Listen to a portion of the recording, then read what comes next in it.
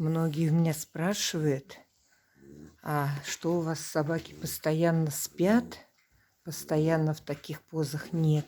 Днем они, как и все нормальные собаки, гуляют, бегают, а это я с видеосъемки делаю вечером, потому что днем снять их просто невозможно. Они все в движении, лай, шум, гам. А сейчас вот они просто как по своим мешкам, по своим местам, гляжу на мешок и говорю, по своим мешкам. Вот. Поэтому здесь у нас они кто где, кто он там ящичек, но это уже вечернее время.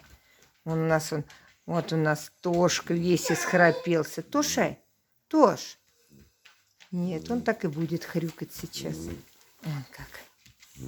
Тош. Тош. Вот этого Тошку, значит, женщина где-то, наверное, лет 5 принесла в приют и сказала, говорит, если вы сейчас его не возьмете, я выкину его в лес. А он еще был, конечно, молодой такой кобелечек, своеобразный. И вот мы его взяли. Он нас сейчас раздобрел. Да, он хрюкает, спит и хрюкает.